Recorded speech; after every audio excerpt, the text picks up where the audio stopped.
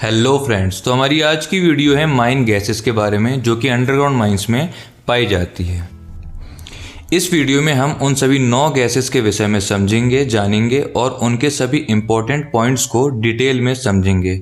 ये आपको gas testing के एग्जाम्स में काफ़ी हेल्प करेगा और माइनिंग के एग्जाम्स में इससे संबंधित क्वेश्चन तो पूछे ही जाते हैं और वीडियो के एंड में इससे संबंधित कुछ MCQ भी पूछे जाएंगे जिससे आपके कॉन्सेप्ट क्लियर हो सके। तो दोस्तों, without wasting any time, let's video start. तो माइंस में सामान्य हवा की गैसें जैसे ऑक्सीजन, नाइट्रोजन, कार्बन डाइऑक्साइड के अलावा 9 तरह की गैसें पाई जाती है। आज हम इन्हीं 9 प्रकार की गैसों के विषय में डिटेल में समझेंगे। तो इनके नाम कुछ इस प्रकार हैं। फर्स्ट है गर्म गैस, जिसे हम फायर डैम के नाम से जानते हैं, CH4 इसका केमिकल फार्मूला है। सेकंड में है ठंडी गैस, इसे ब्लैक डैम के नाम से भी जाना जाता है। ये CO2 और N2 का मिश्रण होता है। थर्ड है खूनी गैस, जिसे हम वाइट डैम या CO इसका केमिकल फार्मूला है। फोर्थ है खांसी गैस, जिसे नाइट्रस फ्यूम्स के नाम से भी जाना जाता है। पांचवी है पोचा गैस या सड़ी गैस, इसे स्टिंक डैम इसका इंग्लिश नाम है, इसका केमिकल फार्मूला H2S होता है। सिक्स्थ में है गंधक गैस यानी sulphur dioxide, chemical formula SO2। सातवें में है hydrogen gas, chemical formula H2।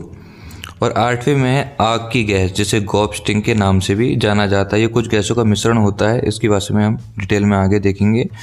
और 9वें में है आफ्टर डैम या विस्फोट जनित गैस, ये भी कई गैसों का मिश्रण होता है, इसके विषय में भी हम आखिरी में देखेंगे। तो चलिए शुरुआत करते हैं फायर डैम से। तो दोस्तों, शुरुआत करते हैं फायर डैम से, जिसे गर्म गैस के नाम से भी जाना जाता है। केमिकल फार्मूला CH4 होता है। कोल माइंस की सबसे मशहूर गैसेस होती है, माइंस में सामान्यतः मिल ही जाती है। माइनिंग के एग्जाम्स के लिहाज से काफ़ी इम्पोर्टेंट गैस है। हर एग्जाम में 1 या 2 नंबर के क्वेश्चन इससे ही बनते हैं। तो चलिए इसे अब डिटेल से और आराम से समझते हैं। तो ये मुख्यतः मीथेन नाम की गैस होती है और हमें पता है कि मीथेन आग जल्दी पकड़ लेती है, इसलिए इससे आग लगने का खतरा रहता है, इसलिए इसे फायर डैम कहा जाता है। अब इसे गर्म गैस क्यों कहा जाता है? क्या ये वाकई में गर्म होती है? जहाँ पे ये रहती है वहाँ का एटमॉस्फेयर थोड़ा गर्म हो जाता है? तो ऐसा कुछ है नहीं।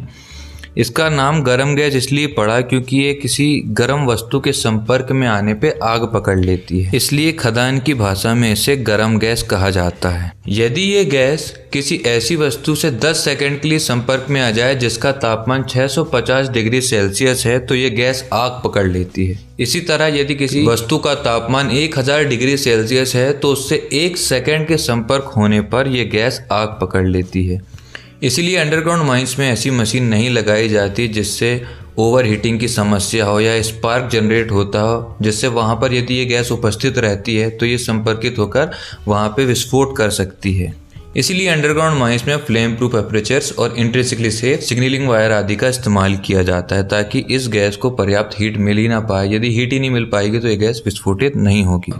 और इसे जो 650 डिग्री सेंटीग्रेड 10 सेकंड के लिए तापमान या 1000 डिग्री सेंटीग्रेड 1 सेकंड के लिए तापमान, इसे हम लैग ऑन इग्निशन के नाम से जानते हैं। यानी कि किसी वस्तु को आग पकड़ने के लिए जितना तापमान जितने समय के लिए आवश्यक होते हैं उसे उस वस्तु का लैग ऑन इग्निशन कहा जाता है। यदि कोई वस्तु कम समय में आग पकड़ लेती है तो उसे उसका लैग ऑन इग्निशन कम होता है और कोई ज़्यादा समय लेती है तो उसका लैग ऑन इग्निशन ज़्यादा होता है। चलिए अब आगे बढ़ते हैं, इस गैस के पूरे इंपॉर्टेंट पॉइंट्स देख लेते हैं। तो फर्स्ट पॉइंट ये है कि 5.4 से 14.8% में गर्म गैस विस्फोटक होती है और सबसे ज़्यादा प्रबल विस्फोट 9.6% पर होता है। तो इसका मतलब क्या है कि 14.8% से अधिक गैस होने पर क्या यह विस्फोटक नहीं होती? नहीं है, तब भी विस्फोटक रहती है, लेकिन क्या होता है, जो ऑक्सीजन का परसेंटेज रहता है वो काफ़ी कम हो जाता है। अब गैस के विस्फोट होने के लिए ऑक्सीजन की आवश्यकता तो होती है, यदि पर्याप्त मात्रा में ऑक्सीजन ही नहीं मिलेगी तो विस्फोट कहाँ से होगा? इसलिए 14.8% से ऊपर जाने पर यह विस्फोटक नहीं होती माइंस में। ये ग्राम रेशो में आपको अच्छे से समझ में आ जाएगा। 9.6% पर सबसे प्रबल विस्फोट होता है, जबकि होना तो ऐसा चाहिए कि जितनी ज़्यादा गैस हो उतना प्रबल विस्फोट हो, लेकिन ऐसा नहीं होता। कंडीशन भी अप्लाई होती है कि वहाँ पे ऑक्सीजन होना चाहिए, सभी कंडीशन होना चाहिए। तो उसके विषय में हम एक प्रॉपर वीडियो अलग बनाएंगे जिसमें पूरा मीथेन के विषय में समझेंगे। इसमें चलिए अब आगे बढ़ते हैं। बाकी इसकी विस्फोटक सीमा आप जरूर याद रखिएगा, 5.4 से 14.8%। ये काफ़ी एग्जाम्स में पूछा जाता है। नंबर 2, इसमें ना रंग होता है, ना गंध होता है, ना स्वाद होता है। पॉइंट 3, इसका अपेक्षिक भार 0.55 होता है, अतः ये हवा से हल्की होती है, इसलिए हवा में तैरती है और रूफ के पास मिलती है। अब हवा का अपेक्षिक भार 1 माना जाता है, उसके हिसाब से ये उसकी 0.55 लगभग यानी आधी है, इसलिए ये हवा से हल्की रहती है और ऊपर हवा में तैरती है। इसलिए आपने देखा होगा अधिकतर जो गर्म गैस है वो ऊपर की तरफ पाई जाती है। तो ये हो गया इसके इम्पोर्टेंट पॉइंट। अब देख लेते हैं कि हाउ फायर डैम फॉर्म्ड, यानी बनती कैसे है फायर डैम। तो कोल सीम पेड़ पौधे के सड़ने, गलने व दबने से ये गैस बनती है। जब ये पेड़ पौधे कोल बन रहे थे उस समय फायर डैम बनी, कुछ हवा में उड़ गई, कुछ कोयले की सीम में ऊपर नीचे दब के रह गए। इसलिए जब हम कोल का उत्खनन करते हैं तो वहाँ से फायर डैम निकल कर फेस में आ जाती है। इसलिए आपने पढ़ा होगा कोल सीम में ज़्यादा फायर डैम की समस्या होती है, बाकी मेटल माइंस वगैरह में यह गैस कम ही देखने को मिलती है। बाकी कोल का फॉर्मेशन भी काफ़ी इंपॉर्टेंट और इंटरेस्टिंग टॉपिक है, इसके विषय में हम आगे बात करेंगे। अब देखते हैं कि फायर डैम कैसे कैसे बाहर आ सकती है माइंस के अंदर। तो ब्लोअर के रूप में बाहर आ सकती है, आउटब्रस्ट के रूप में बाहर आ सकती है, रूफ वॉल से जाम गैस निकल आती है, धीमा रिसाव, और वायुमंडल दबाव अचानक कम होने से गोफ में जो जमा होती है गैस वो अचानक फेस में आ जाती है। तो नॉर्मली इन 5 तरीक़ों से गैसेस अंडरग्राउंड माइंस में मिलती है। और ये कहाँ कहाँ पाई जा सकती है तो देख लेते हैं। फेस में मिल सकती है, फॉल्ट डाइक स्लिप के नज़दीक मिल सकती है, राइज तरफ की गैलरी में मिल सकती है, रूफ़ के पास मिल सकती है, रूफ़ में कुछ गड्ढे हो जाते हैं उसमें मिल सकती है, रूफ़ के जो टूटे फूटे स्थान रहते हैं, कुछ दरारें रहती है वहाँ भी मिल सकती है, ब्लाइंड एंड पे मिल सकती है, गोफ के किनारे मिल सकती है, कोल कटिंग मशीन के स्लॉट में मिल सकती है, ब्लास्टिंग होल्स में मिल सकती है, ओल्ड वर्किंग में भी मिल सकती है। एक प्रकार से आप देख सकते हैं कि माइंस में लगभग सभी स्थानों में ये मिल सकती है। अब कई बार पूछ लेता है कि तल्ली यानी कि फ्लोर में भी मिल सकती है। इसके लिए एक विशेष कंडीशन है कि जब पूरे फेस में गैस भर जाए तो उसको फ्लोर के पास भी मिल सकती है। फायर डैम को डिटेक्ट करने के कौन कौन से इंस्ट्रूमेंट हैं, तो सबसे पहला है सेफ्टी लैंप। इसके विषय में आपने काफ़ी सुना होगा। मेथोनोमीटर आता है, MSA, D6, राइकेन 18, ड्रैगर मल्टीगैस डिटेक्टर वगैरह, इन सबको मेथोनोमीटर कहते हैं। Automatic fire dam detector, continuous methane monitor या टेलीमॉनिटर, गैस एनालिसिस अप्रोचेस के द्वारा हम फायर डैम को डिटेक्ट कर सकते हैं।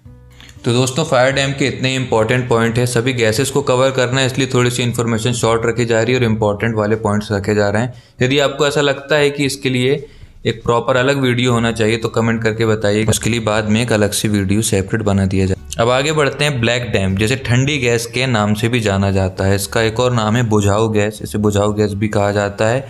ये CO2 + N2 का मिश्रण होता है। चलिए अब इसके विषय में थोड़ा जानते हैं। ये खान में पाई जाने वाली बुझाऊ गैस है। ये कार्बन डाइऑक्साइड व नाइट्रोजन का मिश्रण है। ये गैस किसी भी मिश्रण में हो सकती है, परंतु कोयला खानों में ये 12 से 13% CO2 होती है और 87 से 88% करीबन नाइट्रोजन होती है। चलिए इसके थोड़े इंपॉर्टेंट पॉइंट देख लेते हैं। इसका अपेक्षिक भार 1.5 होता है, यानी कि हवा से थोड़ी भारी होती है, तो जाहिर है ये तल्ली के पास यानी फ्लोर के पास मिलेगी। इसमें ना रंग होता है, ना गंध होता है, परंतु हल्का सा तेजाब सा खट्टा स्वाद मिलता है इसमें। और करीब 20% होने पर, ब्लैक डैम्प होने पर सेफ्टी लैंप बुझ जाता है।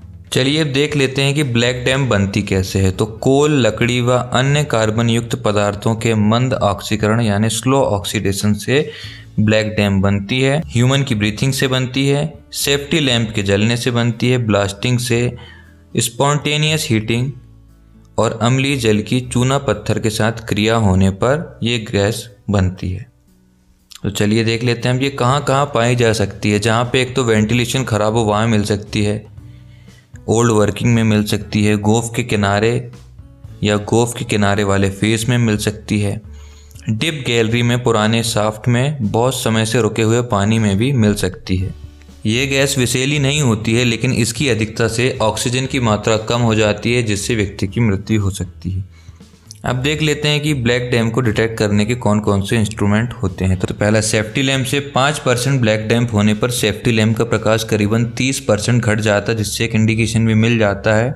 और सेकंड है गैस सैंपल प्रयोगशाला जांच से हम ब्लैक डैम्प की मात्रा जांच कर सकते हैं। तो दोस्तों अब आगे बढ़ते हैं वाइट डैम्प पे, जिसका नाम कार्बन मोनोऑक्साइड या CO है। इसे खूनी गैस के नाम से भी जाना जाता है। ये कोल माइंस की सबसे प्राणनाशक गैस होती है। अब चलिए इसके विषय में थोड़ा डिटेल में जानते हैं।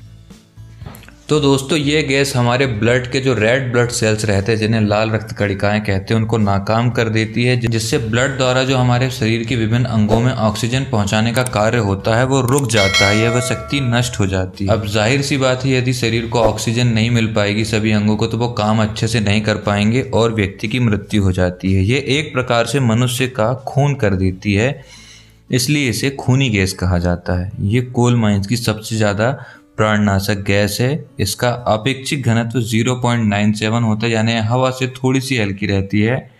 ये रंगहीन गंधहीन होती है, विस्फोटक भी होती है। 12.5 से 74% के बीच मिलने पर ये विस्फोटक होती है, लेकिन इतनी मात्रा मिलती नहीं है। अब देख लेते हैं कि व्हाइट डैम बनती कैसे है। तो सबसे पहले स्पॉन्टेनियस हीटिंग से बनती है, यदि कोल में आग लग जाए उससे बनती है। ब्लास्टिंग से, गर्म गैस कोल डस्ट के विस्फोट से बनती है, यदि लकड़ी के सपोर्ट में आग लग जाए तो भी CO बनती है। स्लो ऑक्सीडेशन से, डीजल इंजन से, एयर कंप्रेसर आदि से CO बनती है। अब ये कहाँ कहाँ मिल सकती है इसके विषय में देख लेते हैं। तो केविंग गोफ के किनारे व रिटर्न हवा रास्ते में ये मिल सकती है। फायर स्टॉपिंग के नज़दीक मिल सकती है, ओल्ड वर्किंग में मिल सकती है, फेस में ब्लास्टिंग के धुएं में मिल सकती है, आग लगी जगह के रिटर्न साइड में मिल सकती है, और विस्फोट के बाद तो पूरी माइंस में मिल सकती है। जहाँ डीजल इंजन या एयर कंप्रेसर चलते हैं वहाँ पर भी ये मिल सकती है। तो दोस्तों, ये इतनी जगह है जहाँ पे अंडरग्राउंड में ये गैसेस मिल सकती है। तो इसे आप स्टॉप करके भी देख सकते हैं, एक दो बार रिवाइज भी कर सकते हैं। अब आगे बढ़ते हैं कि इसे कौन कौन से इंस्ट्रूमेंट से डिटेक्ट किया जा सकता है। तो पहला है मल्टी गैस डिटेक्टर से डिटेक्ट किया जा सकता है, टॉक्सीमीटर से, पोटेशियम प्लोडोसल्फाइड डिटेक्टर से, हुलामाइड डिटेक्टर से हम इसे चेक कर सकते हैं। तो अब आगे बढ़ते हैं नाइट्रस फ्यूम्स में, या जिसे NOx या खांसी गैस भी कहा जाता है। ये मुख्यतः ब्लास्टिंग से उत्पन्न होती है। ये नाइट्रोजन की विभिन्न ऑक्साइड गैसों के मिश्रण को नाइट्रस फ्यूम्स या नाइट्रोजन गैस कहते हैं। अब नाइट्रस फ्यूम्स गैस जो है वो नाइट्रोजन के 5 तरह के ऑक्साइड से मिलकर बन सकती है। तो इनके नाम कुछ इस प्रकार हैं। पहला है nitric oxide, chemical formula NO, nitrogen peroxide NO2, nitrogen try oxide N2O3, nitrogen tetra oxide N2O4 या नाइट्रस ऑक्साइड N। तो दोस्तों, इसके इंपॉर्टेंट पॉइंट देख लेते हैं। इसका अपेक्षिक घनत्व 1.59 होता है। ये हवा से भारी होती है, लालिमा लिए भूरे रंग की गैस होती है, दम घोटने वाली तीखी गंध होती है इसकी, और अत्यंत विषैली गैस है। परमिसिबल लिमिट इसकी 5 ppm होती है। अब देख लेते हैं कैसे बनती है। ब्लास्टिंग से बनती है और डीजल इंजन के एग्जॉस्ट में ये मिल सकती है। और कहाँ कहाँ ये पाई जा सकती है, तो ये स्टोन ड्रिफ्ट, सिंकिंग शाफ्ट में, क्योंकि इसमें अधिक बारूद इस्तेमाल होता है। जहाँ जहाँ बारूद इस्तेमाल होगा वहाँ ये गैस मिल सकती है। अब इसे डिटेक्ट करने के कौन कौन से इंस्ट्रूमेंट हैं, तो मल्टी गैस डिटेक्टर से इसे डिटेक्ट किया जा सकता है, या फिल्टर पेपर आदि से इसे डिटेक्ट किया जा सकता है। आगे बढ़ते हैं स्टिंक डैम या सड़ी हुई गैस, या जिसे पोचा गैस के नाम से जाना जाता है। इसके सभी नाम भी इम्पॉर्टेंट हैं, जो भी गैसेस के, जैसे स्टिंक डैम, सड़ी गैस, पोचा गैस। एग्जाम्स में ऐसा भी पूछ लिया जाता है कि सड़ी गैस, फिर नीचे केमिकल फार्मूलाज दे देगा, तो आपको उसमें से चुनना पड़ेगा, तो ये भी ध्यान दीजिएगा। इसके विषय में थोड़ा सा जान लेते हैं। नाइट्रोजन सल्फाइड H2S गैस को खनिक लोग पोचा गैस के या सड़ी हुई गैस के नाम से जानते हैं, क्योंकि इसमें जो गंध आती है वो सड़े हुए अंडे या सड़े हुए प्याज जैसी होती है। अंग्रेजी में इसे स्टिंक डैम कहते हैं। इसके विषय में थोड़ा सा ये है कि इसका अपेक्षिक घनत्व 1.18 होता है। ये हवा से भारी होती है, विस्फोटक भी होती है। 4 से 45% होने पर यह विस्फोटक हो सकती है। परमिसिबल लिमिट इसकी 10 ppm होती है। 1 ppm होने पर भी ये गैस समझ में आ जाती है। रंगहीन सड़े अंडे प्याज आदि की गंध आती है।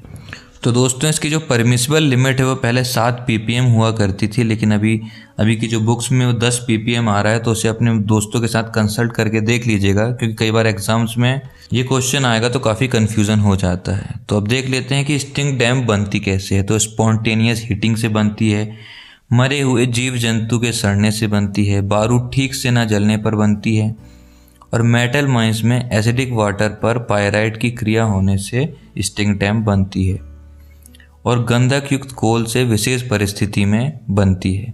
उसके विषय में हम बाद में देखेंगे जब सेपरेट वीडियो बनाएंगे इस पे। अब देख लेते हैं कि ये कहाँ कहाँ पाई जाती है। तो पानी का पुराने सम्प में पाई जाती है, पुरानी खान में पाई जाती है, ओल्ड वर्किंग के जमा पानी में पाई जाती है और आग लगे हुए गोफ के किनारे ये गैस पाई जाती है। अब इसे डिटेक्ट करने के कौन कौन से इंस्ट्रूमेंट हो सकते हैं। तो ड्रैगर और मल्टी गैस डिटेक्टर से इसे डिटेक्ट किया जा सकता है। लेड एसीटेट का फिल्टर पेपर से भी इसे डिटेक्ट किया जा सकता है। अब आगे बढ़ते हैं। गंधक गैस यानी sulphur dioxide SO2 chemical formula. तो देख लेते हैं बनती कैसे है। तो खदान में सामान्यतः ये गैस नहीं मिलती है। जिन खानों में कोल सीमी आसपास के पत्थर के स्तरों में गंधक के पाइराइट रहते हैं तो वहाँ पे ब्लास्टिंग करने से या आग लग जाने से ये अल्प मात्रा में गैस याली बनती है। खानों में विस्फोट होने पर उत्पन्न होने वाली जो आफ्टर डैम्प है, जिसके वजह से हम बाद में पढ़ेंगे, उसमें भी गंधक गैस मिलती है। यदि डीजल लोको इंजन जो है उसके एग्जॉस्ट में भी गंधक गैस मिलती है। यह गैस गंधक व कॉपर पाइराइट की मेटलीफरस खानों में ब्लास्टिंग करने पर विशेष मात्रा में मिल सकती है या सल्फाइड डस्ट के विस्फोट में तो ये 2-3% तक भी मिल सकती है। इसके इंपॉर्टेंट पॉइंट थोड़े देख लेते हैं। इसका अपेक्षिक घनत्व 2.2 होता है, यानी कि खान में मिलने वाली सबसे भारी गैस सल्फर डाइऑक्साइड है। इसकी परमिसिबल लिमिट 5 ppm है। अत्यंत विषैली गैस है, रंगहीन है, खट्टे अम्लीय स्वाद वाली है। इसकी जो गंध है वो तीखी दम घोटने वाली होती है। इसे आई ईटर के नाम से भी जाना जाता है। निष्क्रिय गैस है, न जलती है न जलने में सहायक होती है। अब देख लेते हैं कहाँ कहाँ मिल सकती है। तो ब्लास्टिंग व आग लगे स्थान के रिटर्न तरफ मिल सकती है। हवा से भारी होने के कारण गंधक गैस डिप गैलरीज में मिल सकती है। अब इसे कौन कौन से इंस्ट्रूमेंट से डिटेक्ट कर सकते हैं वो देख लेते हैं। तो मल्टी गैस डिटेक्टर से ड्रैगर ऑयर कंपनी के उनसे चेक कर सकते हैं। हवा सैंपल लेकर जांच भी कर सकते हैं। अब आगे बढ़ते हैं हाइड्रोजन में। तो हाइड्रोजन गैस खानों में सामान्यतः मिलती नहीं है। ये सामान्यतः मिलती है बैटरी लोकोमोटिव या बैटरी चार्जिंग स्टेशन में, या ओवरचार्ज होने पर यह गैस मिलती है, या कोल के अपूर्ण दहन होने पर हाइड्रोजन गैस बनती है। कोयले की गहराई तक फैली हुई आग को जब पानी की धार से बुझाते हैं तो उसमें कार्बन मोनोऑक्साइड और हाइड्रोजन गैस भी निकलती है। और कुछ मेटलीफेरस माइंस में निकलने वाले तेजाबी पानी पर लोहे की क्रिया करके हाइड्रोजन गैस बनती है। तो इन्हीं कंडीशनों में माइंस के अंदर हाइड्रोजन गैस पाई जाती है, लगभग ना के बराबर। फिर भी इसके विषय में देख लेते हैं। इसके इंपॉर्टेंट पॉइंट्स तो यही है कि इसका अपेक्षिक घनत्व 0.069 होता है। ये सबसे हल्की गैस जो माइंस में पाई जाती है। रंगहीन, गंधहीन, स्वादहीन गैस है, विषैली नहीं है। इसकी विस्फोटक सीमा है 4 से 75%। इसको कैसे डिटेक्ट कर सकते हैं। तो इसका सैंपल लेकर प्रयोगशाला में जांच की जाती है, उसी से इसे डिटेक्ट किया जा सकता है। अब आगे देख लेते हैं गॉब स्टिंक, या जैसे आग की गैस कहा जाता है। तो खान के गोफ में कोयले के स्पॉन्टेनियस हीटिंग या स्वतः दहन होने पर कार्बन मोनोऑक्साइड, कार्बन डाइऑक्साइड व जलवाष्प बनती है। और ये आग जब तेज हो जाती है तो उसमें धुआं व कोल तार की गंध वाली गैसें निकलती है। इसमें पोचा गैस होती है और इन सभी का जो मिश्रण होता है उसे आग की गैस कहते हैं। तो गॉब स्टिंग में कौन कौन सी गैस हो गई? CO, CO2, जलवाष्प हो गई और पोचा गैस हो गई। गॉब स्टिंग में इतनी ही है। ईंट पकाते समय जो ईंट के भट्टे से निकलने वाली गंध जैसी इसमें स्मेल आती है। अब आगे बढ़ते हैं आफ्टर डैम्प या विस्फोट जनित गैस। तो गर्म गैस या कोल डस्ट के विस्फोट होने पर खान में पाई जाने वाली गैसों को विस्फोट जनित गैस कहते हैं। यदि किसी माइंस में कोई विस्फोट हो जाए उसके बाद जो गैस बनती है उसे हम आफ्टर डैम्प कहते हैं।